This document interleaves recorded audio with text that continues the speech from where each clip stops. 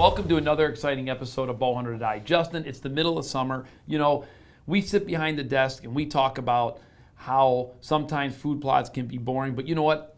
Personally, I think they're a lot of fun to watch all the different guys and what their strategies are and how they're going to try to lure bucks into different kill zones and kill spots, you know. Yeah, well, I mean, everybody's situation is a little bit different, whether it be, you know, if they own the property, if they lease the property, if somebody's just letting them hunt it, how big is it, you know, what do they want to plant, how are they planning it. So I think it's kind of unique, you know, that we get to see a lot of different, you know, types of scenarios this type of year and really get an insight into what guys are thinking heading into the fall, which honestly is going to be here before we know it. Right, and you know, here's the part that you don't think about, and I'm going to be honest with you, I never did either. You know, I used to watch different hunting shows and read different publications, and I would say to myself, oh my gosh, you know what, I need to do a food plot, I need to do that. And of course, you know, to this day, I'm doing it. But what you don't think about is in years like this year, we've had tons of moisture, we've had an incredible growing season. I'm going to tell you what, when I've seen this setup happen, what usually ends up happening, the food plots don't end up panning out because there's so much lush food everywhere that sometimes they don't end up needing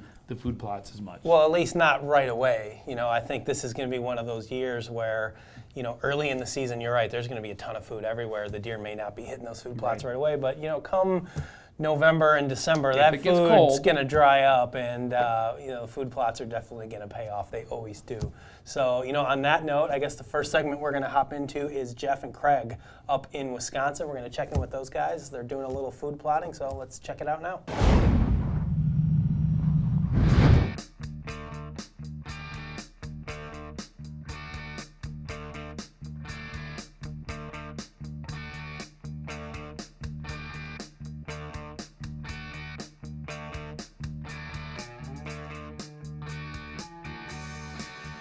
All right, guys, May 13th here in Wisconsin. It's that time of year again. We just got to our property.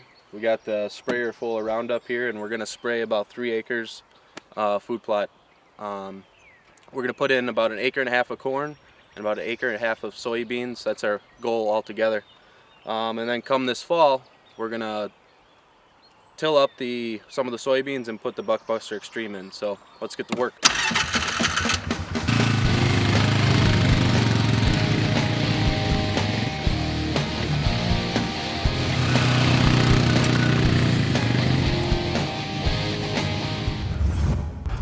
Alright guys, it's June 10th here in Wisconsin, and we're actually finally getting out. We're going to actually plant some corn and beans today. Craig's on his way to a local agri center. He's going to rent a little 2-row planter.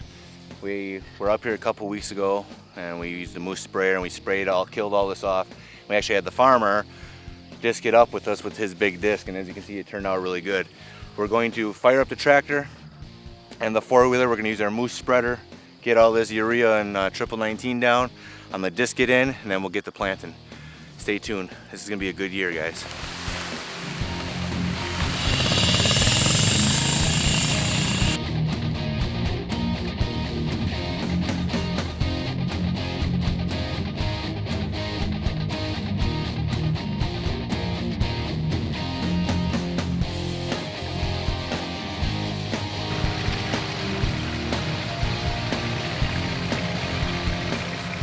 As you saw, I just spread out all that fertilizer, and I used our tractor, and I just tilled it in real good so we don't lose anything to evaporation. Craig just went and got this actual real cool little 2-row planter from a local place. You know, you just got to look it up, find these places. It's cheap. You guys can do this. 2-inch hitch, pull it here with the truck. 4-wheeler would do the job, but we got the tractor, so we'll actually hook the tractor up to the planter. And now we're gonna get all this done. We got about 2 acres. We're gonna do corn and beans. So.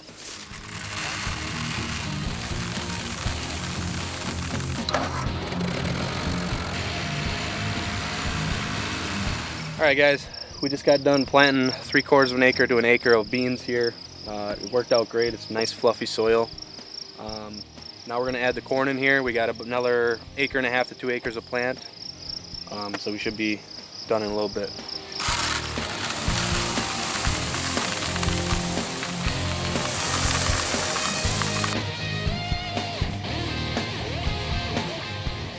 All right, guys, we got it all in. We got about 2.5 acres of bean and corns here.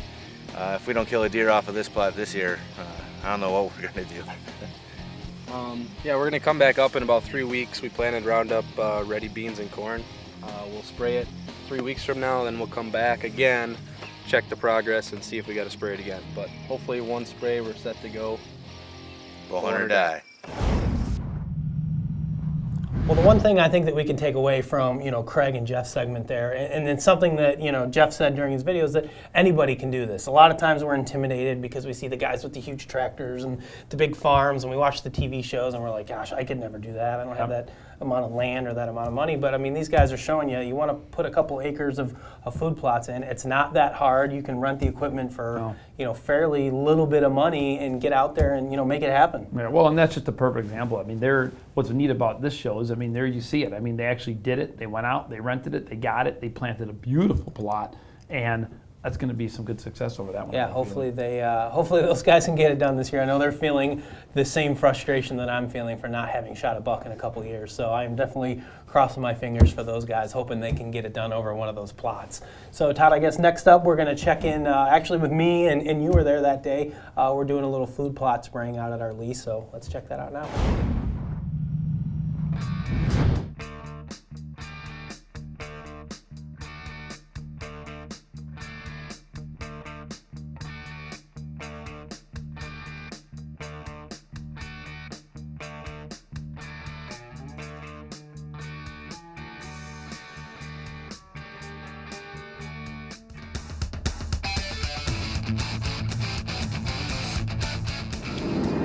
Good morning, everybody. It is Sunday, June 29th, I believe.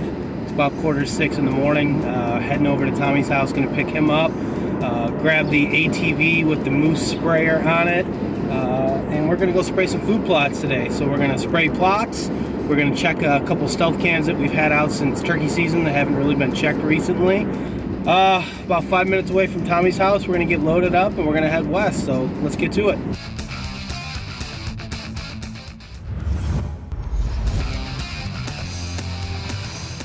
Alright, so this is basically Roundup, salt and acid with a little mentholated oil to help it stick. The more the merrier, kills everything.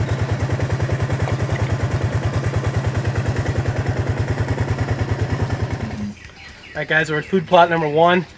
This is actually the same spot we had a food plot last year. I killed a doe out of this plot in late October. Our stand's right up here behind me. And I don't know what kind of tree this is, but it's one of those trees that's got like 6, tree trunks that all come up together. So it's a great stand. The deer can literally never see you up there. But basically what we've got here is directly to the north of us, which is going to be behind me, goes down a big steep hill. I mean steep hill. And the deer are bedding in there like crazy. And a lot of does bedding in there. I think there's a buck actually. It's been living back over this way a little bit. So our goal with this particular stand is to try to draw these deer out of this thick bedding area up into this food plot, which is kind of sheltered in here. And we got a big ridge that drops off behind us, so it's just kind of a big open top area. We get a lot of deer traffic through here according to our trail cameras. There's a big scrape right here by the cedar tree, so it looks like a good spot. It's kind of hard to hunt because you need the perfect wind. You really need a north, almost a due north wind, or any sort of east, which we don't get a lot of. So you can't hunt this stand a lot, but when you do hunt it, it's a really good spot. So we're gonna get this thing fired out. We're gonna spray it. Back in a couple weeks to plant it, so let's get to it.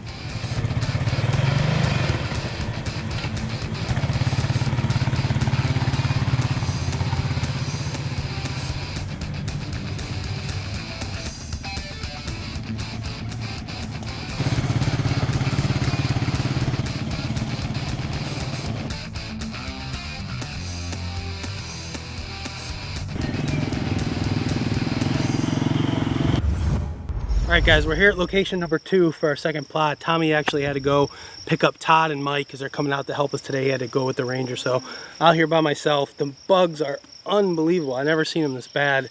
We had a food plot up here last year. It was actually kind of behind where the camera's at, and it was in a great overall spot. We had an awesome tree. The deer couldn't see us. The problem was the wind was just wrong for that particular stand. So what we decided to do was, you can see this is kind of a big clearing. It's a big knob up here, and we got cedars basically on 3 sides of us. So it's a bedding area that all surrounds us, and these deer come up out of these valleys and come up out of these cedar thickets, and they feed up top here. So what we've done is we're actually moving the food plot to the other side of this clearing, and we're probably going to hang a stand in one of these trees that you see behind me. Our wind would be blowing over this big valley, and any deer that are going to come up out of any of this is going to come into this food plot, and hopefully we'll be able to get a shot at them. So I'm going to hop on the 4-wheeler and get moving because these bugs are horrendous right now. So probably leave the camera run so you guys can see a little bit of the moose sprayer in action, and we'll get to work here.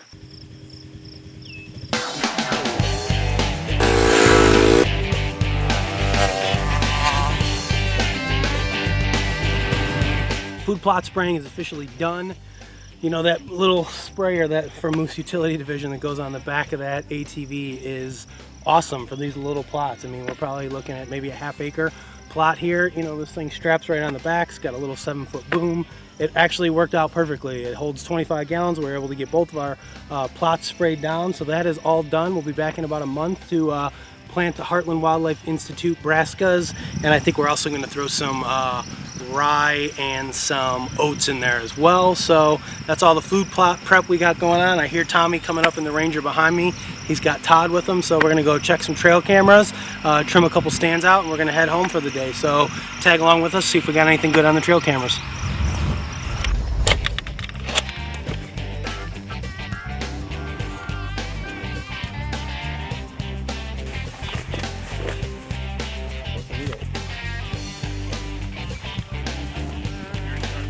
All right, guys, well, as you can see, we're overlooking a bean field here, which, as we all know, these deer love to feed in during the summertime. If you look at the tops of these beans, they're already nipping the top of all these plants off. So these deer are bedding right in here behind us. This is where we found sheds to Baconator and the STD buck, which are 2 of our biggest hitless bucks on this farm.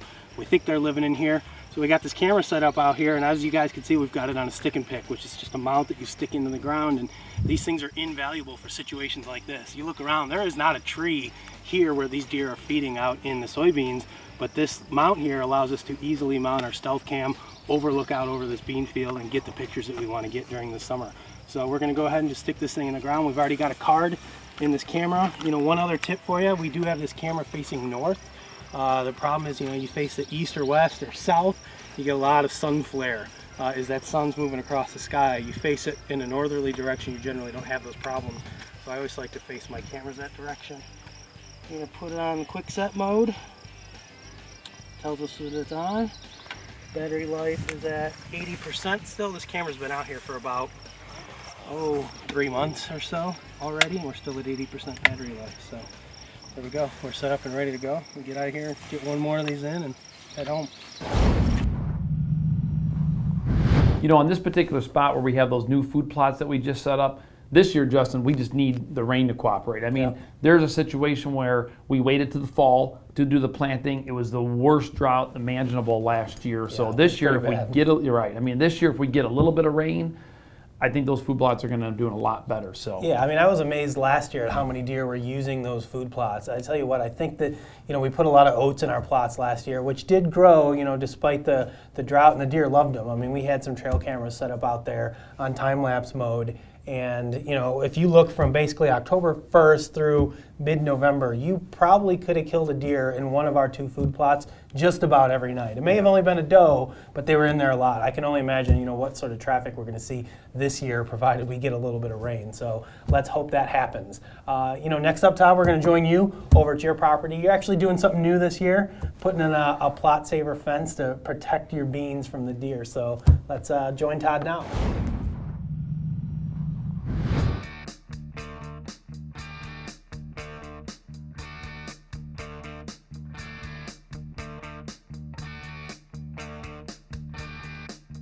well, here we go. It's the start of the season. It's June.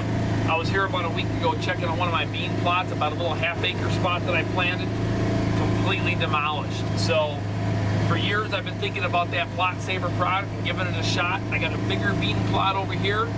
We're gonna set up this plot saver to ensure that we got beans for this fall and we have a killing plot. So let's make sure they didn't eat all the beans and we're gonna get set up. Here we go.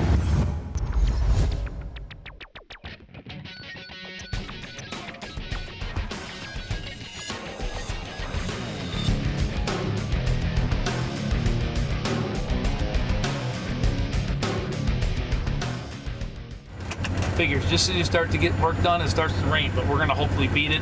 The soil wasn't too wet. We're gonna go hook up the planter. They're bringing some beans down to us. Let's get them planted.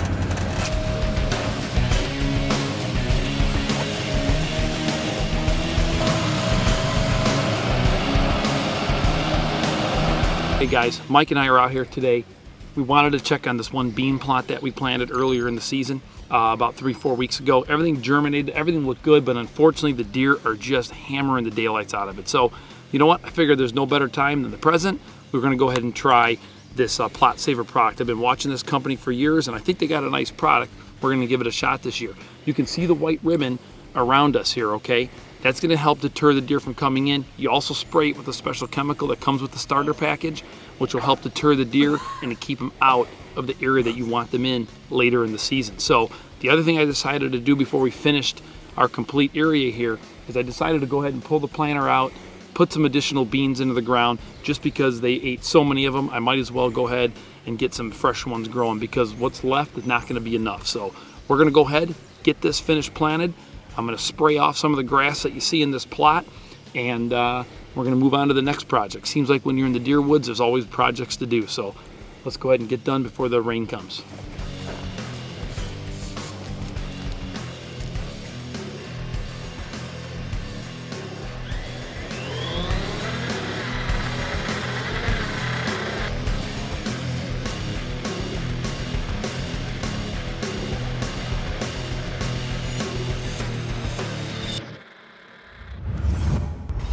Tell you what, if you're not using these stick and picks yet, you're missing out. They're so easy, especially when you're putting them in food plots and stuff, because you can stick them anywhere you want.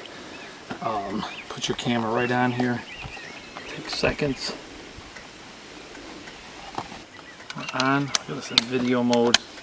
We're gonna run this one here, right along, right here. Run right at the line here, so we can see what they end up doing when they see the line. All right, we're officially done. We've got another property we want to go check out today, so we got our Plot Saver in place. We actually replanted all the beans in this field here because they basically were non-existent. They literally ate that many beans. So got my fingers crossed, and I'm hoping this works. Oh yeah, oof, I shouldn't have done that. It definitely smells bad. So that's the goal. We got our stealth cam in place. We got this thing running right down the line. I want to see if they come up, smell it, and leave it. And it's supposed to be a great deterrent factor. Let's hope this food plot can germinate and get going. Let's go. You know, Justin, I have always failed when it came to planting beans. I mean, I just never could get a good stand of beans in the fall to actually be standing there to be able to have that late season kill plot, because deer love the protein with beans. And you know what? This year, I wanted to try that Plot Saver product. I got out there, we got it installed, and I'm telling you what, it's amazing, guys. When you put up that barrier to go back and see the utilization between inside of the fence versus outside of the fence. I mean, I'm gonna give you a perfect example, Justin. There was 2 plots, both being 1 acre. One we fenced, one we didn't. The one that we didn't, I'm telling you right now, there wasn't a bean left in it. You're right, Todd. It is, truly amazing at the amount of pressure that deer can put on those beans during the summer. And I think it's even become a greater factor in the last couple of years, as all these farmers are just planting corn on corn on corn every single year. You're seeing a lot less beans than you used to see. We all know that deer love them, so when they do find a bean plot in the midst of this sea of corn, man, they are just absolutely hammering it. So, it looks like your Plot Saver solution is working for you. Hopefully it's going to pay off come fall. Yeah, I think it is. I mean, they're definitely growing. Now, you saw some pretty cool shots with the our drone. We have the bowhunting.com drone. We had it. It's currently taking some crashes repairs right now. Brandon back here is the one who's going to be hopefully getting it fixed soon. But the drone's pretty neat. I mean, it does give you kind of a visual perspective of your property and how your plots lay out. So you're going to start seeing more from that drone. I have a bad feeling we're just going to have to buy number 2, because number 1 has been through so many crashes that I think we're just going to have to start over. But we may have to retire that one already. I think we're going to have to. So, the last segment we got for you guys today is Tim and Troy. They're also out doing a little bit of food plot maintenance You know, they've got some clover plots, which we all know require a lot of mowing. So they're going to walk you through some of their plots, why they've set them up a certain way, and show you how they've actually paid off for them in the past. So let's join Tim and Troy now.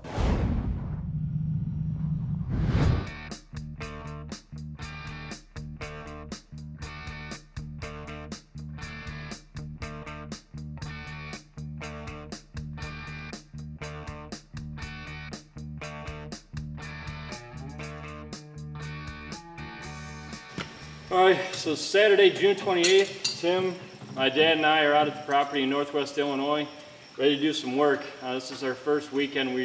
We're gonna buckle down here. We're fixing the brush mower. I'm not. My dad and Tim are replacing the blades on it. We're gonna go out first and cut our clover plots. We got about 3 different kill plots out there planted. We got to mow it down so the clover keeps growing over. They're looking good already. We're pretty excited about it, but I got to get the weeds back. I'm going to shoot my Matthews Chill R, the new one this year, get the HHA sighted in, 20, 60, and then do some walk-back tuner, make sure everything's set up right, because in about a month, August, I'm going out to Wyoming, going to hunt some antelope for the first time with my dad, so we're excited about that. We got some stealth cams, the new G30s we're going to put up. We got 7 of those.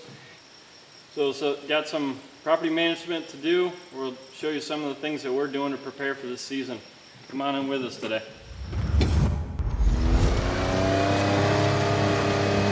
We're out here in the area we call Apple Grove. You can see it's a clover plot here, probably about 1/4 acre, 1/2 acre in size. We started this plot 3 years ago, and it's really turned into something nice. We've been really adamant about mowing it every 4 weeks to 5 weeks, and you can see why here. I got weeds all around me up to almost my chest. And the reason we mow this clover plot is if we can mow these weeds down to the same height as the clover will eventually choke those weeds out and allow us to thicken in. By fall, this will be just clover as it was last year, and the deer will be in here just pounding it. So, good news, here we go. All right, so we're pulling up to the area we call the main ridge. Last summer we had 2 nice bucks out here. One Troy ended up shooting the skyrocket. The other one named Lefty, who should still be alive. We had him throughout the winter on our trail cam pictures.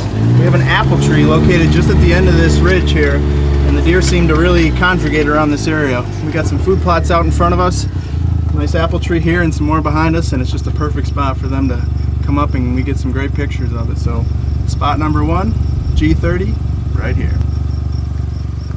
Tim and I just pulled up to a small kill plot. We call this area the bedpost. When we bought the property, there was actually a bedpost right around here set up. Not sure why, but this is one of my favorite spots on the property, and that's all because of last year. I put down skyrocket over here. It was a great story. And what we had here last year was some turnips set up. We don't have anything planted yet. We're going to have a fall planting, but skyrocket came out kind of just before the rut, right at about the start of it. Came out of this area over here, worked his way into our turnips, was kind of munching around, then basically ran right in front of me by the stand, which is only 25-30 yards over here. I tried stopping him, couldn't get it done. Finally got him stopped. That he was chasing the doe and about to exit this small little kill plot, 37 yards, put him down. So that was an awesome story. Hopefully I can do that again here this year, or maybe Tim gets a buck down. But what we had was he kind of hit a scrape over here, just sniffed it right when he came out. So what we're going to do, and I know this is kind of odd, some people agree, some people don't. Last year I did this. I put out this Mox Power Scrape by Tinks really early in the year, about the same time, and I started getting Bob, which was a deer that my dad put down last year. We started getting him on camera in a wide open area in one small tree because he came by and he was sniffing this Power Scrape. One thing to keep in mind when setting up a Mox Scrape with these Tinks drippers is you got to have a branch above the branch that you want them to kind of be licking and scraping on, because what you want to do is set it up above it and have it dripping down and hitting the branch and then dropping into the Mox Scrape area.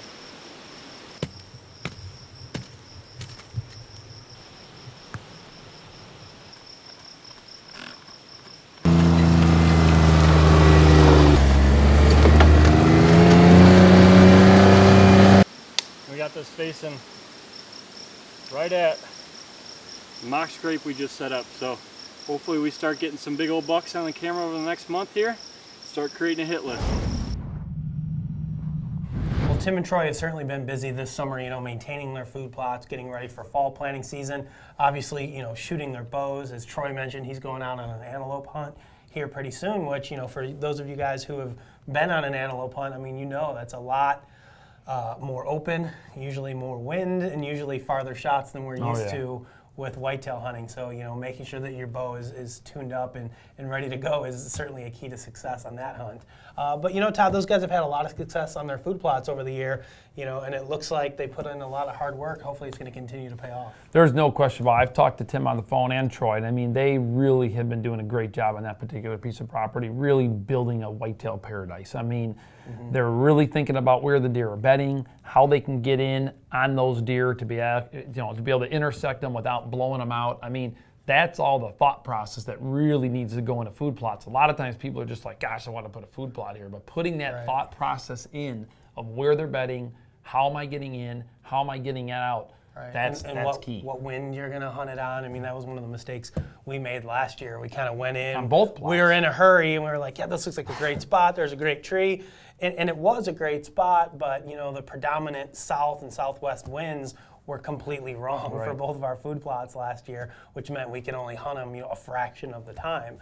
So it's definitely, there's a lot of thought process that goes into where you want to put those plots. So if you guys are planning on fall plots, obviously now is the time to get out and be spraying the stuff down. Keep that in mind as you're doing that. So that's all. Yeah. I was going to say, and having more than just one stand. Have two.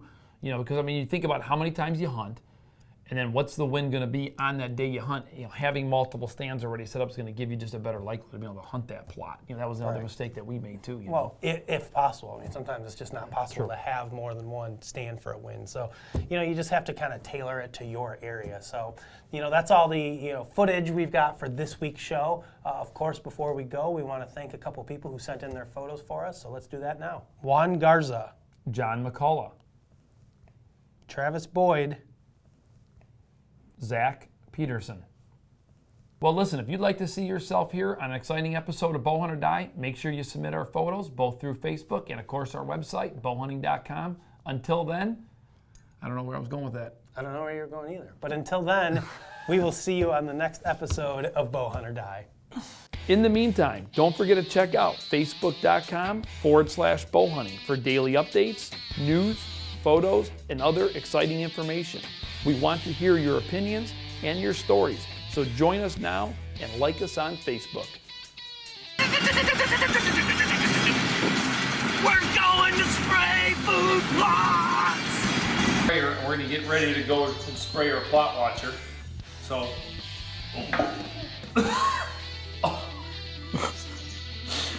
that is unbelievable. Wow.